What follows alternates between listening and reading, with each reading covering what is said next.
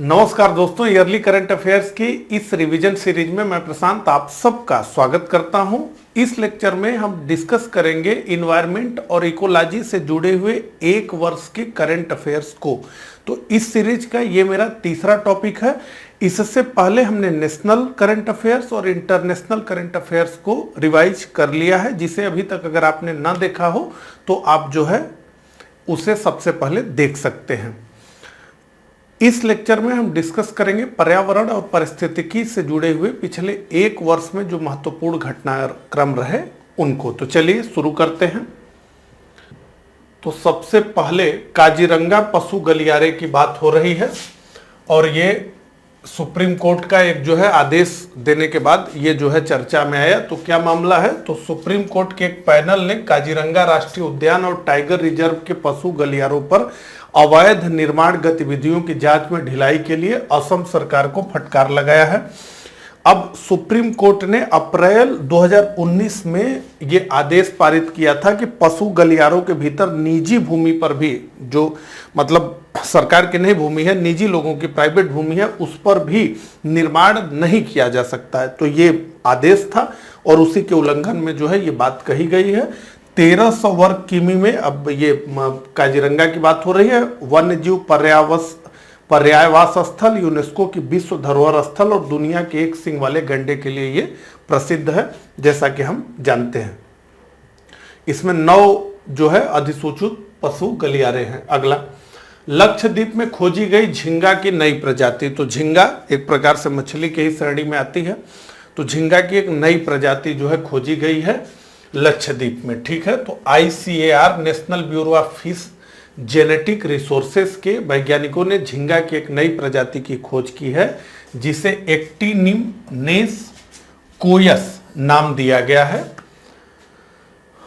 और लक्षद्वीप पर स्थानीय समुदाय कोया के सम्मान में इस नई प्रजाति का जो नाम रखा गया है उसमें कोयस शब्द को भी जोड़ा है।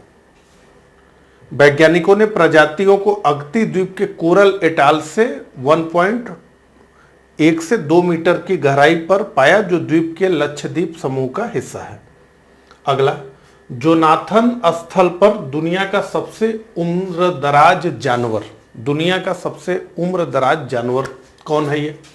तो जोनाथन नाम का सेशेल्स का विशालकाय कछुआ दुनिया का सबसे उम्रदराज जीवित स्थलीय जानवर बन गया है। तो अब ये सबसे बुजुर्ग है। इसका जन्म सेशल्स में हुआ था, लेकिन वर्तमान में ये दक्षिण अटलांटिक के सेंट हेलेना द्वीप पर निवास कर रहा है। जोनाथन इस साल 190 वर्ष का हो जाएगा। इसका जन्म 1832 में हुआ था और इसे 50 वर्ष की उम्र में 3 अन्य कछुओं के साथ सेंट हेलेना में लाया गया था। हालांकि विशेषज्ञों का कहना है कि इसकी उम्र 190 वर्ष से भी अधिक हो सकती है। तो ये जो है दुनिया का सबसे उम्रदराज जीवित स्थलीय जानवर बन गया है। तो ये सबका डैडी है। अगला, ध्वनि प्रदूषण। तो ध्वनि प्रदूषण के लिए केंद्रीय प्रदूषण नियंत्रण बोर्ड के आदेश के अनुसार शोर को अवांछित ध्वनि के रूप में परिभाषित किया गया है। अब इसमें भी परिभाषा में और क्या कहा गया आगे, तो जो ध्वनि श्रोता को प्रसन्न करती है, उसे खुश करती है। अब जैसे कोई गीत बज रहा है, वह संगीत है, फिर उसको शोर नहीं माना जाएगा, संगीत माना जाएगा। और जो दर्द और झुंझलाहट का कारण बनती है वो शोर है, यानी वो ध्वनि प्रदूषण है। वायु प्रदूषण रोकथाम और नियंत्रण अधिनियम 1981 की धारा 2 सब क्लाज ए में वायु प्रदूषक की परिभाषा में शोर शामिल है। ध्वनि प्रदूषण और इसके स्रोतों को पर्यावरण संरक्षण अधिनियम 1986 के तहत ध्वनि प्रदूषण विनियमन और नियंत्रण नियम 2000 के तहत नियंत्रित किया जाता है। आगे बढ़ते हैं। भारत का पहला शुद्ध हरित हाइड्रोजन संयंत्र। ठीक है, तो ये भारत का पहला है, इसलिए महत्वपूर्ण है। तो 20 अप्रैल 2022 को असम के जोरहाट में भारत के पहले शुद्ध हाइड्रोजन संयंत्र का शुभारंभ किया गया।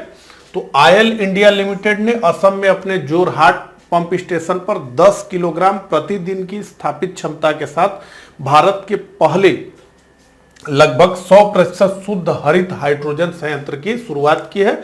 इस संयंत्र को रिकॉर्ड 3 महीने के समय में चालू किया गया है। तो इसको ध्यान में रखना है। अब बाकी और डिटेल है, आप पीडीएफ में पढ़ सकते हैं। Tree cities of the world 2021, तो अप्रैल 2022 में संयुक्त राष्ट्र खाद्य और कृषि संगठन और गैर सरकारी और गैर लाभकारी संगठन आर्बर डे फाउंडेशन द्वारा मुंबई और हैदराबाद को tree cities of the world 2021 के रूप में मान्यता दी गई है। तो 2 भारतीय शहरों ने स्वस्थ, लचीले और खुशहाल शहरों के निर्माण में शहरी वृक्षों को उगाने और हरियाली बनाए रखने की प्रतिबद्धता के लिए मान्यता हासिल की है। हैदराबाद को लगातार दूसरे साल इस सूची में शामिल किया गया है और मुंबई को पहली बार सूची में शामिल किया गया। तो 2 शहर जो है इस सूची में आ गए हैं, हैदराबाद जो कि रिपीट हुआ है, मुंबई जो कि अभी नया जुड़ा है। अगला, काजीरंगा गैंडों की आबादी में बढ़ोतरी हो गई है, ये रिपोर्ट आई है। तो विश्व धरोहर स्थल काजीरंगा के प्रमुख जानवर की नवीनतम जनगणना से पता चला है कि काजीरंगा राष्ट्रीय उद्यान और टाइगर रिजर्व में एक सींग वाले भारतीय गैंडों की आबादी में 4 वर्षों में 200 की वृद्धि हुई है। संख्या है 200। 2018 में हुई पिछली गैंडों की गणना में कुल संख्या थी 2413। इस साल की गणना में पहली बार 26 उद्यान खंडों के पुनः जांच के लिए ड्रोन का उपयोग किया गया, जहां नमूना सर्वेक्षण किया गया था। अब ये एक सींग वाले गैंडे की बात ही हो रही है। इसे IUCN रेड लिस्ट में यानी अति संवेदनशील वल्नरेबल के रूप में सूचीबद्ध किया गया है, यानी इस पर जो है खतरा बना हुआ है इसके विलोपन का। अगला, 5 अक्टूबर राष्ट्रीय डॉल्फिन दिवस के रूप में मनाया जाएगा, तो इसको भी जो है नोट करने की जरूरत है। तो डॉल्फिन के संरक्षण के लिए जागरूकता पैदा करने के लिए प्रतिवर्ष 5 अक्टूबर को राष्ट्रीय डॉल्फिन दिवस के रूप में मनाया जाएगा। तो 5 अक्टूबर राष्ट्रीय डॉल्फिन दिवस है। केंद्रीय पर्यावरण मंत्री भूपेंद्र यादव ने यह जानकारी 25 मार्च 2022 को राष्ट्रीय वन्य जीव बोर्ड की स्थायी समिति की 67वीं बैठक की अध्यक्षता करते हुए यह जानकारी दी। तो इसको जो है हमें ध्यान में रखना है, 5 अक्टूबर। अगला, गंगा डॉल्फिन के बारे में जो है बताया गया है, आप पढ़ सकते हैं। आगे बढ़ते हैं। आरोग्य वनम का उद्घाटन किया गया है, तो राष्ट्रपति भवन में ही ये आरोग्य वनम जो है बना है। तो भारत के राष्ट्रपति ने 1 मार्च 2022 को प्रधानमंत्री नरेंद्र मोदी की उपस्थिति में राष्ट्रपति प्रांगण में एक नव विकसित आरोग्य वनम का उद्घाटन किया। कुल 6.6 एकड़ क्षेत्र में फैले आरोग्य वनम को योग मुद्रा में बैठे किसी मनुष्य के आकार में विकसित किया गया है, उस तरह की इसकी डिजाइन है। इसमें लगभग 215 प्रकार की जड़ी बूटियां और औषधीय पौधे उगाए गए हैं, जिनका उपयोग आयुर्वेद में चिकित्सकीय उद्देश्यों के लिए किया जाता है। तो आपको पता रहे, ये सबसे महत्वपूर्ण है कि आरोग्य वनम जो है राष्ट्रपति भवन प्रांगण में ही बनाया गया है। अगला, अरावली जैव विविधता पार्क भारत का पहला OECM साइट घोषित हो गया है। अब ये क्या है? तो अरावली जैव विविधता पार्क को फरवरी 2022 में भारत का पहला अन्य प्रभावी क्षेत्र आधारित संरक्षण उपाय OECM other effective area based conversion measure site घोषित किया गया है। तो OCM tag International Union for Conservation of Nature IUCN द्वारा उन क्षेत्रों को दिया जाता है जो संरक्षित नहीं है लेकिन समृद्ध जैव विविधता का समर्थन करते हैं। तो समृद्ध जैव विविधता है यहाँ, लेकिन ये संरक्षण की स्थिति ठीक नहीं है, जो है बहुत अधिक मानवीय हस्तक्षेप है। तो 390 एकड़ में फैले अरावली जैव विविधता पार्क में लगभग 3000 देसी पौधे हैं और 1 लाख वृक्षों और कई पक्षियों की प्रजातियां पाई जाती हैं। और अरावली के बारे में यहाँ पर दिया गया है कि यह दुनिया की सबसे पुरानी पर्वत श्रृंखलाओं में से एक है, जिसे दिल्ली NCR का ग्रीन लंग्स माना जाता है, जो संभावित रूप से दिल्ली NCR के लिए लगभग 7.07% ऑक्सीजन की आपूर्ति करती है। अगला, उत्तर प्रदेश के जबलपुर में बनेगा भारत का पहला जियोलॉजिकल पार्क। तो भारत का यह पहला जियोलॉजिकल पार्क है, इसलिए महत्वपूर्ण है। तो मध्य प्रदेश के जबलपुर के लम्हेटा में देश का पहला जियोलॉजिकल पार्क बनाया जाएगा। 5 एकड़ भूमि पर 35 करोड़ के निवेश के साथ पार्क के निर्माण के लिए भारत सरकार के खनन मंत्रालय के तहत भारतीय भूवैज्ञानिक सर्वेक्षण द्वारा स्वीकृति प्रदान कर दी गई है। अब यहाँ भूवैज्ञानिक दृष्टिकोण से बताया जा रहा है कि जबलपुर का लम्हेटा विश्व के सबसे महत्वपूर्ण स्थानों में से एक है। विलियम हेनरी स्लीमैन ने इसी क्षेत्र में वर्ष 1928 में डायनासोर के जीवाश्म की खोज की थी। आगे बढ़ते हैं। भारत के दो नए रामसर स्थल, तो भारत के दो नए रामसर स्थल कौन कौन से? तो आर्द्रभूमि पर रामसर कन्वेंशन ने गुजरात में जामनगर के पास खिजड़िया पक्षी अभ्यारण्य और उत्तर प्रदेश में बखीरा वन्य जीव अभ्यारण्य को अंतर्राष्ट्रीय महत्व के आर्द्रभूमि के रूप में नामित किया है, तो वेटलैंड है। इन दो आर्द्रभूमियों को जुड़ने से भारत में रामसर स्थलों की संख्या 49 हो गई है, जो दक्षिण एशिया के किसी भी देश के लिए सबसे अधिक है। तो दक्षिण एशिया में सबसे अधिक जो है भारत में है रामसर स्थल। अब ये रामसर कन्वेंशन के बारे में बताया जा रहा है। 1971 की अंतर सरकारी संस्था जो आर्द्रभूमि और उनके संसाधनों के संरक्षण और बुद्धिमत्तापूर्ण उपयोग के लिए राष्ट्रीय कार्रवाई और अंतर्राष्ट्रीय सहयोग की रूपरेखा तैयार करती है। विश्व स्तर पर आर्द्रभूमि दुनिया के भौगोलिक क्षेत्र का 6.4% कवर करती है। अगला, नवीकरणीय ऊर्जा पर आसियान भारत उच्च स्तरीय सम्मेलन हुआ। तो भारत सरकार के नवीन और नवीकरणीय ऊर्जा मंत्रालय और विदेश मंत्रालय द्वारा 7 से 8 फरवरी 2022 को नवीकरणीय ऊर्जा पर आसियान भारत उच्च स्तरीय सम्मेलन आयोजित किया गया। सम्मेलन का विषय क्या रहा, यह सबसे महत्वपूर्ण होता है। तो एकीकृत नवीकरणीय बाजार के लिए अनुभव और नवाचार, तो experience and innovation for integrated renewable market. ASEAN क्षेत्र में नवीकरणीय ऊर्जा का स्टेटस देख लें। तो नवीकरणीय ऊर्जा सहयोग के लिए आसियान कार्य योजना के 7 कार्यक्रम क्षेत्रों में से एक है और ऊर्जा संक्रमण में तेजी लाने, पेरिस समझौते के तहत जलवायु परिवर्तन समन प्रयासों का समर्थन करने और सतत विकास लक्ष्यों को पूरा करने में योगदान देता है। अगला, एल्बिनो मगरमच्छ। तो जनवरी 2022 में उड़ीसा के भीतरकनिका राष्ट्रीय उद्यान में एक दुर्लभ एल्बिनो खारे पानी का मगरमच्छ देखा गया है। वन कर्मियों ने इसका नाम श्वेता रखा है, तो ये ध्यान रखिएगा। श्वेता का जन्म 3 साल पहले हेचरी में हुआ था। ठीक है, तो भीतरकनिका राष्ट्रीय उद्यान में अब 3 कैपिटियो एल्बिनो मगरमच्छ इस समय मौजूद हैं। अगला, भारत की सबसे बुजुर्ग स्लॉथ बियर गुलाबो की मृत्यु हो गई है। तो गुलाबो नाम की भारत की सबसे बुजुर्ग मादा स्लॉथ बियर की 9 से 10 जनवरी 2022 की रात भोपाल के वन विहार राष्ट्रीय उद्यान और चिड़ियाघर में मौत हो गई। गुलाबो की उम्र जो है 40 वर्ष थी। इसे जो है वैज्ञानिक रूप से मेल्सर्स उर्सिनस के रूप में जाना जाता है। ये भारतीय उपमहाद्वीप का मूल निवासी है और भारत, नेपाल, भूटान और श्रीलंका में पाया जाता है। 2021 के दौरान भारत की जलवायु पर वक्तव्य। तो भारत मौसम विज्ञान विभाग ने 14 जनवरी 2022 को 2021 के दौरान भारत की जलवायु पर वक्तव्य statement on climate of India during 2021 जारी किया। वर्ष 2021 भारत में 1901 के बाद, ये महत्वपूर्ण है विषय, वर्ष 2021 भारत में 1901 के बाद से 5वां सबसे गर्म वर्ष रहा है। तो लगभग बात हो रही है 120 वर्ष की, उसमें 5वां सबसे गर्म वर्ष रहा 2021, जिसमें देश का वार्षिक औसत वायु तापमान सामान्य से 0.44 डिग्री सेल्सियस अधिक दर्ज किया गया। वर्ष 2021 के दौरान बाढ़, चक्रवाती तूफान, भारी बारिश, भूस्खलन, बिजली गिरने जैसे चरम मौसमी घटनाओं के कारण देश में 1750 लोगों की मौत हुई है। अगला, भारत वन स्थिति रिपोर्ट 2021। तो इसको हमने जो है अलग से पूरा कवर किया हुआ, इसी चैनल पे पड़ा हुआ है, आप देख सकते हैं, लेकिन फिर भी इसमें से जो प्रमुख है उसको हम जो है यहाँ पर देख लें। तो भारत वन स्थिति रिपोर्ट जो है 2021 2 वर्ष पर ये जारी होती है। 2 वर्ष की ये रिपोर्ट है जो है केंद्रीय पर्यावरण एवं वन मंत्रालय द्वारा इसे जारी किया जाता है। इस रिपोर्ट में बताया गया है कि 2019 में अंतिम आकलन के बाद से देश में वन और वृक्षों के आवरण में 2261 वर्ग किलोमीटर की बढ़ोतरी हुई है। हालांकि ये बढ़ोतरी बहुत अच्छी तो नहीं कही जाएगी, लेकिन ठीक है।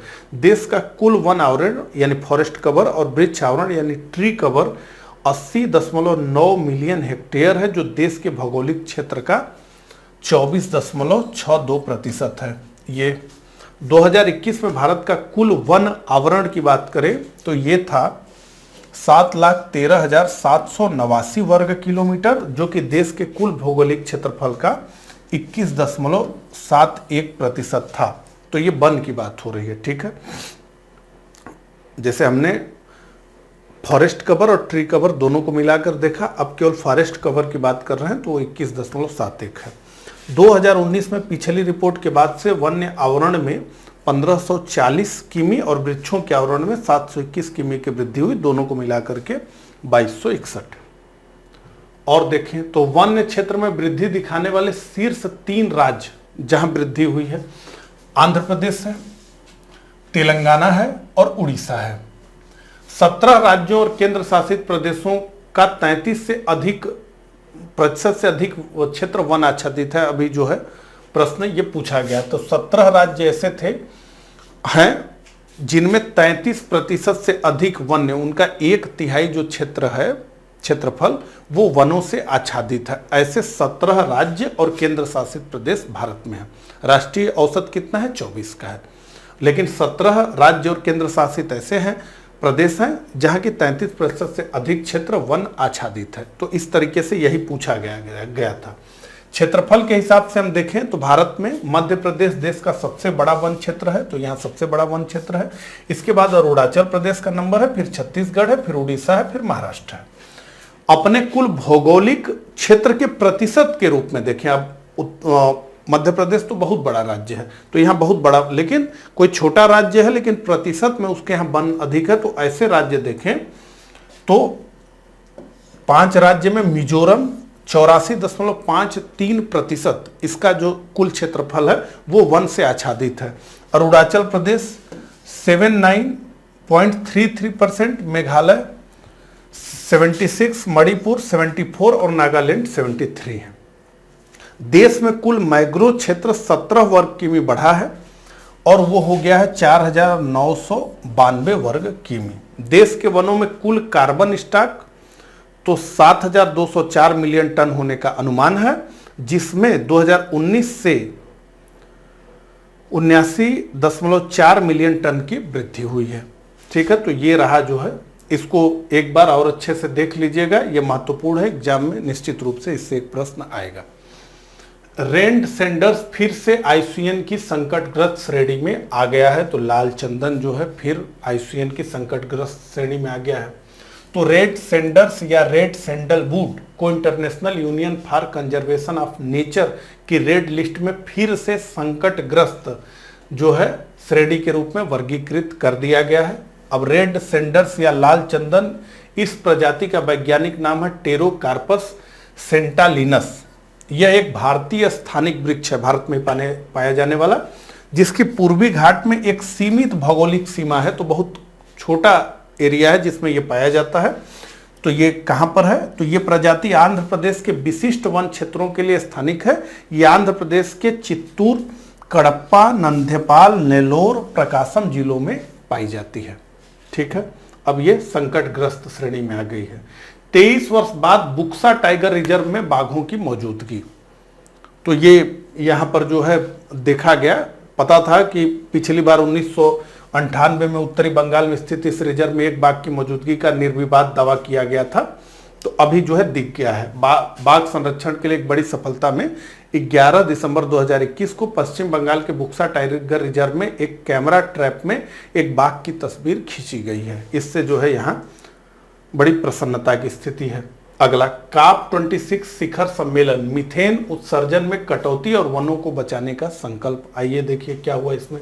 तो 2 नवंबर 2021 को ग्लासगो में COP26 वैश्विक जलवायु शिखर सम्मेलन के दौरान नेताओं ने दशक के अंत तक वनों की कटाई को रोकने और जलवायु परिवर्तन में मदद करने हेतु शक्तिशाली ग्रीन हाउस गैस मीथेन के उत्सर्जन को कम करने का संकल्प लिया।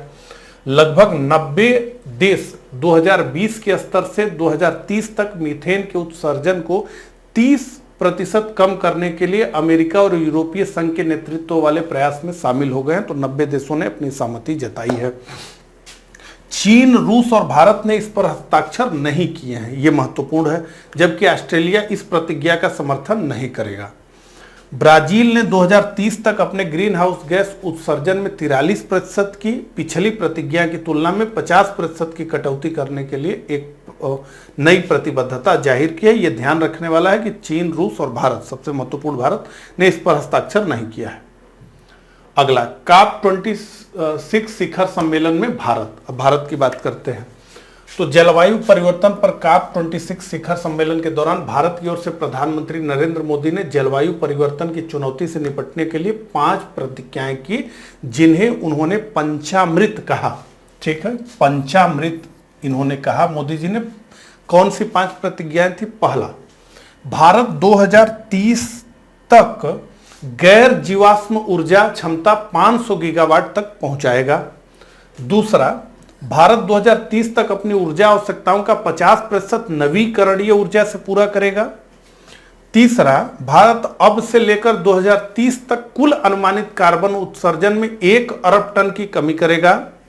चौथा, 2030 तक भारत अपनी अर्थव्यवस्था की कार्बन तीव्रता को 45% से भी कम कर देगा।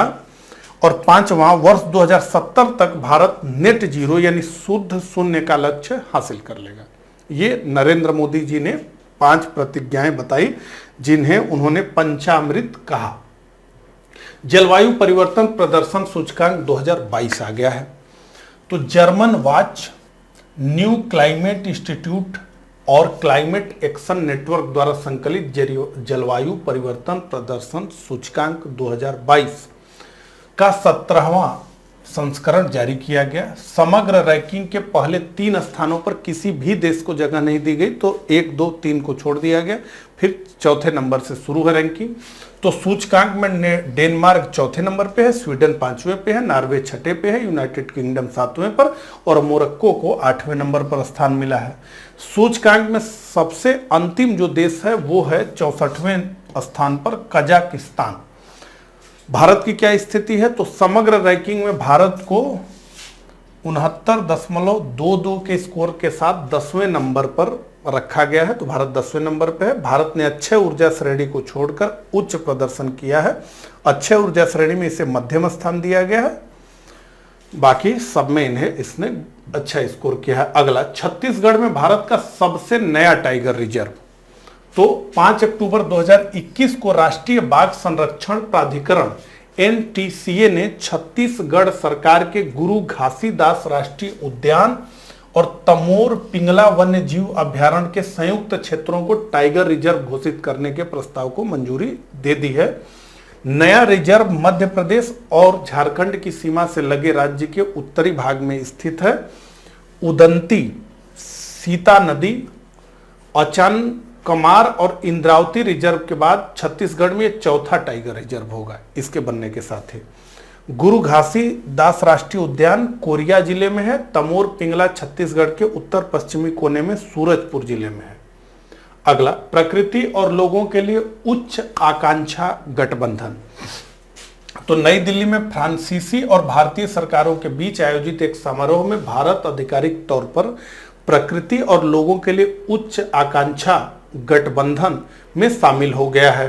High ambition कोalition for nature and people में भारत शामिल हो गया है। यह गठबंधन 70 से अधिक देशों का एक समूह है जो 30x30 की रक्षा के लिए वैश्विक लक्ष्य को अपनाने के लिए प्रोत्साहित करते हैं। ये क्या है? Global goal to protect. तो वैश्विक 30x30 का लक्ष्य के तहत 2030 तक, पहला 30 तक दुनिया को कम से कम 30%, दूसरा 30 भूमि और महासागर की रक्षा के लिए एक अंतर्राष्ट्रीय समझौते को बढ़ावा देना है। आगे बढ़ते हैं। 2 और भारतीय समुद्र तटों को मिला प्रतिष्ठित अंतर्राष्ट्रीय ब्लू फ्लैग प्रमाणन। तो हमने राष्ट्रीय करंट अफेयर्स को पढ़ते हुए उसमें इसकी बात की थी। तो 2 और समुद्र तटों को ब्लू फ्लैग प्रमाणन मिल गया। ब्लू फ्लैग प्रमाणन जो है उसके कई पैरामीटर्स हैं, लेकिन हमारे आसानी से समझने के लिए जो सबसे साफ सुथरे समुद्र तट हों। तो 2 नए भारतीय समुद्र तटों को तमिलनाडु में कोवलम और पुडुचेरी में ईडेन को वैश्विक स्तर पर मान्यता प्राप्त और प्रतिष्ठित अंतर्राष्ट्रीय इको लेबल ब्लू फ्लैग प्रमाणन प्रदान किया गया है। भारत में अब ये सीधे सीधे पूछा जा सकता है कि भारत में कुल कितने ब्लू फ्लैग प्रमाणीकृत जो है समुद्र तट है, तो आपका उत्तर होगा 10, कुल 10 हो गए हैं। तो जिनको दिया गया है 8 जो इससे पहले थे उनको देख लें। शिवराजपुर गुजरात, घोघला दीव, कासरकोड एवं पदुबिद्री कर्नाटक, कप्पड केरल, रूसीकोंडा आंध्र प्रदेश, गोल्डन ओडिशा, राधानगर अंडमान निकोबार के लिए दोबारा इन्हें प्रमाणन दिया गया और 2 नए जिनकी बात हमने की। अगला 28% प्रजातियां विलुप्त होने के कगार पर आ गई हैं। तो सितंबर 2021 में international Union for the conservation of nature तथा अपनी उत्तर जीविता निगरानी सर्वाइवल वॉच लिस्ट सूची जारी की। उत्तर जीविता निगरानी सूची के लिए मूल्यांकन की गई 1,38,374 प्रजातियों में से लगभग 28% अब हमेशा के लिए विलुप्त होने की कगार में है पर है, ये कहा जा रहा है इस रिपोर्ट में। पर्यावास नुकसान, अत्याधिक शिकार, तो उनका घर का नुकसान हो जा रहा है जहां वो रहते हैं। अत्याधिक शिकार तो बहुत अधिक शिकार, अवैध व्यापार ने दशकों से वैश्विक वन्य जीव आबादी को प्रभावित किया है। अब एक प्रत्यक्ष खतरे के रूप में जलवायु परिवर्तन भी अब इसमें आ गया है। तो ये सारी चीजें तो थी ही, लेकिन अब जलवायु परिवर्तन से भी दिक्कत हो रही है। अगला 2020 में 104 शहरों में वायु गुणवत्ता सुधार हुआ है। तो 7 सितंबर 2021 को नीले आसमान के लिए अंतर्राष्ट्रीय स्वच्छ वायु दिवस के अवसर पर पर्यावरण मंत्री भूपेंद्र यादव ने कहा कि केंद्र सरकार के कई पहलों के कारण 2018 की तुलना में 2019 में 86 शहरों ने वायु गुणवत्ता में सुधार किया, जिनकी संख्या 2020 में बढ़कर 104 हो गई है। इस अवसर पर पर्यावरण मंत्री भूपेंद्र यादव ने नई दिल्ली में आनंद विहार में स्थित भारत के पहले क्रियाशील स्मार्ट टावर का भी लोकार्पण किया। ठीक है, स्मार्ट टावर को प्रदूषण को कम करने के लिए एक बड़े या मध्यम पैमाने के वायु शोधक के रूप में डिजाइन किया गया है, जो आमतौर पर फिल्टर के माध्यम से हवा को बाहर करता है। अगला आईपीसीसी छठी आकलन रिपोर्ट। तो 9 अगस्त 2021 को जलवायु परिवर्तन पर अंतर सरकारी पैनल आईपीसीसी की छठी आकलन रिपोर्ट जारी की गई। इस रिपोर्ट के अनुसार मौजूदा वैश्विक तापन रुझानों से भारत में वार्षिक औसत वर्षा में वृद्धि होने की संभावना जताई गई है। आने वाले दशकों में दक्षिणी भारत में और अधिक गंभीर वर्षा होने की संभावना है। अगले 2 दशक में पूर्व औद्योगिक समय की तुलना में ग्रह अपरिवर्तनीय रूप से 1.5 डिग्री सेल्सियस गर्म होने की ओर अग्रसर है। जब तक सभी देशों द्वारा तत्काल अत्यधिक उत्सर्जन कटौती नहीं की जाएगी तो 2015 पेरिस समझौते के लक्ष्यों को प्राप्ति की संभावना नहीं दिख रही है। अगला रिपोर्ट में आईपीसीसी द्वारा सिफारिश की गई है कि अलग अलग देश 2050 तक शुद्ध शून्य उत्सर्जन प्राप्त करने का प्रयास करें। रिपोर्ट के अनुसार अपने उत्सर्जन पर अंकुश लगाने के लिए देशों द्वारा मौजूदा प्रतिबद्धताओं के आधार पर दुनिया वर्ष 2100 तक वैश्विक तापमान में कम से कम 2.7 डिग्री सेल्सियस की वृद्धि की ओर अग्रसर है। तो तापमान और बढ़ने की संभावना है। इससे मानवता के लिए कोड रेड की संज्ञा दी जाती है। ठीक है, code red for humanity. Bharat पर प्रभाव इसकी बात करें तो रिपोर्ट में चेतावनी दी गई है कि 7,516 किमी समुद्री तट रेखा के साथ भारत को समुद्रों के बढ़ते स्तर से अत्यधिक खतरे का सामना करना पड़ेगा। इतना विशाल समुद्र तट है भारत का। यदि समुद्र का स्तर 50 सेंटीमीटर बढ़ जाता है तो 6 भारतीय बंदरगाह शहरों चेन्नई, कोची, कोलकाता, मुंबई, सूरत और विशाखापत्तनम में 28.6 मिलियन लोग तटीय बाढ़ के संकट का सामना करने लगेंगे। तो ये निश्चित रूप से गंभीर बात है। अगला बीटा टाइटेनियम मिश्र धातु। तो एक नई मिश्र धातु ये बनाई गई है। जुलाई 2021 में रक्षा अनुसंधान एवं विकास संगठन DRDO ने वैमानिकी उपयोग के लिए, विमान के उपयोग के लिए जटिल करपुर्जे बनाने के लिए उच्च क्षमता का स्वदेशी बीटा टाइटेनियम मिश्र धातु को विकसित किया है। ये वैनेडियम, आयरन और एल्युमिनियम युक्त बीटा टाइटेनियम मिश्र धातु है, जिसे हैदराबाद स्थित DRDO की रक्षा धातुकर्म अनुसंधान प्रयोगशाला द्वारा विकसित किया गया है। इस मिश्र धातु से जो कलपुर्जे बनाए जा सकते हैं उनमें स्लेट है, फ्लैप टेक्स्ट है, लैंडिंग गियर में ड्रॉप लिंक सहित अन्य पुर्जे इससे जो है बनाए जा सकते हैं। ठीक है, आगे बढ़ते हैं। देश की पहली हरित हाइड्रोजन परिवहन परियोजना कहां पर हुई है ये? तो NTPC की 100% सहायक company NTPC renewable energy limited ने 13 जुलाई 2021 को देश की पहली हरित हाइड्रोजन परिवहन योजना स्थापित करने के लिए केंद्र शासित प्रदेश लद्दाख के साथ एक समझौता ज्ञापन पर हस्ताक्षर किया। लेह में सौर वृक्ष और सोलर कारपोर्ट के रूप में NTPC के पहले सौर प्रतिष्ठान का उद्घाटन भी किया गया। समझौता ज्ञापन NTPC को अच्छे स्रोतों और हरित हाइड्रोजन के आधार पर लद्दाख को कार्बन मुक्त अर्थव्यवस्था विकसित करने में मदद करेगा। ये प्रधानमंत्री के कार्बन मुक्त लद्दाख के दृष्टिकोण के अनुरूप है। वैश्विक जल और जलवायु अनुकूलन केंद्र, तो भारतीय प्रौद्योगिकी संस्थान IIT मद्रास ने 30 जून 2021 को एक वैश्विक जल और जलवायु अनुकूलन केंद्र global water and climate adaptation centre का शुभारंभ किया। क्या उद्देश्य है इसका? तो जल सुरक्षा और बदलती जलवायु अनुकूलन की वैश्विक चुनौतियों से निपटना इसका मुख्य लक्ष्य है। इस केंद्र का मुख्य हब IIT मद्रास में होगा, जबकि सैटेलाइट हब इसका होगा एशियाई प्रौद्योगिकी संस्थान बैंकॉक में बनाया जाएगा। ठीक है, तो इस प्रकार से पर्यावरण और पारिस्थितिकी से जुड़े हुए जो महत्वपूर्ण करंट अफेयर्स थे उन्हें हमने देखा।